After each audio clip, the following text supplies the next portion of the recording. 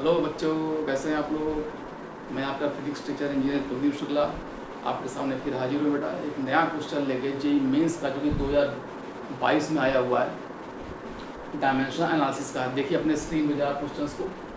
देखो लिखा है बेटा कि an expression for a dimensionless quantity P is given by P is equal to alpha by beta into log kt upon beta into x to the base e, where alpha and beta are constants. X is distance, K is Boltzmann constant and T is temperature. The dimension of alpha will be. अब देखिए बेटा ऐसा question IIT में भी आया हुआ है पहले, बहुत बार, कई बार आया हुआ है। ऐसे क्वेश्चन को देखिए बेटा कैसे एनालाइज करते हैं, कैसे इसका आंसर, कैसे सोल्यूशन इसका हम निकालेंगे, ध्यान से देखिएगा। तो बेटा यहाँ पे दिया P हमारा एक डायमेंशनलेस क्वांटिटी है, P is equal to alpha upon beta log bracket में बेटा कि kt upon beta into x to the base E.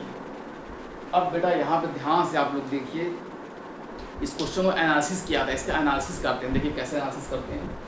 p हमारा एक डायमेंशनलेस क्वांटिटी है और राइट साइड में देखिए एक अल्फा बाई बीटा है, इसके साथ मल्टीप्लिकेशन में log kt upon beta into x. अब जरा ध्यान से देखिए, p हमारा डायमेंशनलेस है। डायमेंशनलेस मतलब p हमारा हो गया m0 l0 t।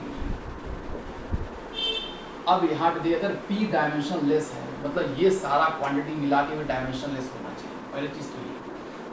अब यहाँ पे देखिए दो अलग अलग मल्टीप्लिकेशन आपको दिखेगा, एक अल्फा बाई बीटा दिखेगा, दूसरा log kt upon beta into x to the base e दिखेगा। तो एक बात समझिए कि लॉग जो होता है ये भी अपने आप में डायमेंशनलेस होता है। लॉग ये अपने आप में क्या होता है बेटा, डायमेंशनलेस।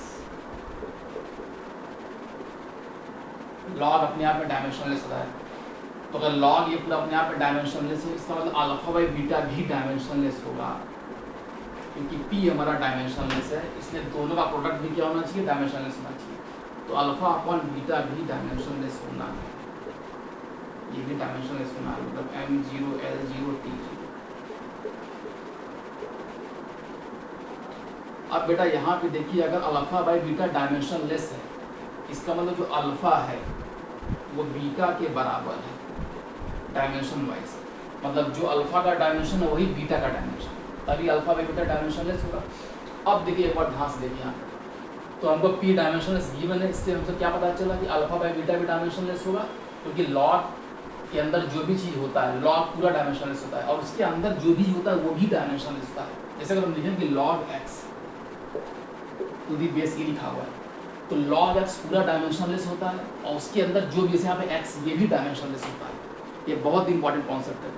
इसका मतलब यहाँ पे ये पता चला हमें कि kt upon beta into x ये एक डायमेंशनलेस क्वांटिटी है। मतलब kt upon beta x, beta into x को लिख सकते हैं m0 l0 t। अब जरा ध्यान से देखिए, k बोल्ट्जमैन कांस्टेंट है, t हमारा है टेम्परेचर। एक फार्मूला होता है बेटा काइनेटिक थ्योरी ऑफ गैसेस में हम लोग पढ़ते हैं, एनर्जी इज इक्वल टू होता है 3/2 kT। तो यहाँ पे k होता है बोल्ट्जमैन कांस्टेंट और t होता है टेम्परेचर।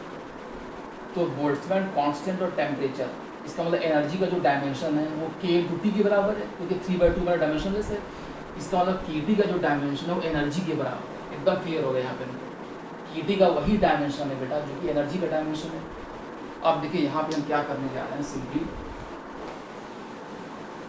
तो जो kt का डायमेंशन है बेटा वो एनर्जी का डायमेंशन है। तो kt का डायमेंशन बेटा किसका डायमेंशन होता है, एनर्जी।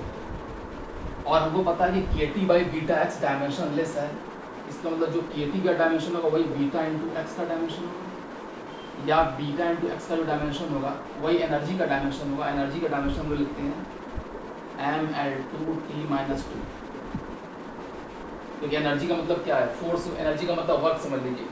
एनर्जी का dimension is equal to work का डायमेंशन, और होता क्या है, फोर्स इंटू डिस्प्लेसमेंट। तो फोर्स का mlt-2 इंटू डिस्प्लेसमेंट l, मतलब ml2t-2 एनर्जी का हो गया। तो बीटा इंटू एक्स का डायमेंशन हो गया m इंटू एल के पावर 2 t के पावर -2। यहाँ से बीटा का डायमेंशन बीटा हमको मिलने जा रहा है ml2t के power -2 divided by x. X का डायमेंशन होगा बेटा l, क्योंकि एक्स दिया हुआ है हमारा लेंथ है। एक्स मान देखिए बेटा डिस्टेंस दिया हुआ है मतलब लेंथ। यहाँ से एल से एल एक पावर कट जाएगा, मतलब ये आ जाएगा एम एल टी के पावर -2।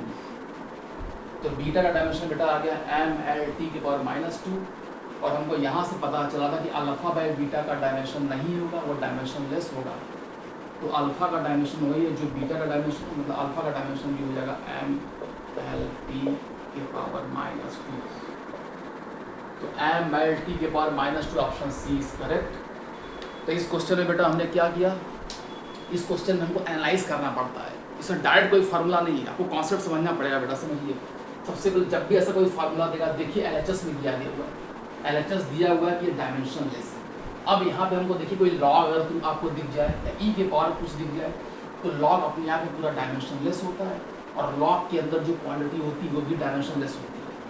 अब लॉग डायमेंशन लेस हो गया तो अल्फा बाय बीटा बच गया, इसका मतलब अल्फा बाय बीटा का भी डायमेंशन नहीं होगा, क्योंकि इन दोनों का प्रोडक्ट इसके बराबर है, एक डायमेंशनलेस क्वांटिटी के बराबर है। अब अल्फा बाय बीटा का डायमेंशन नहीं हुआ, इसका मतलब जो अल्फा का डायमेंशन वही बीटा का dimension, alpha equal to beta हो गया। और K T by beta X dimensionless quantity है, तो यहाँ आपने K T by beta X का डायमेंशनलेस लिख दिया, एम के पावर 0, एल के पावर 0, टी के पावर 0। और एक फार्मूला होता है energy is equal to 3/2 into K T. K होता है बोल्ट्जमैन कांस्टेंट, टी होता है टेम्परेचर। इसका मतलब एनर्जी का वही डायमेंशन है जो के टी का डायमेंशन है, क्योंकि 3/2 कांस्टेंट हो गया डायमेंशनलेस।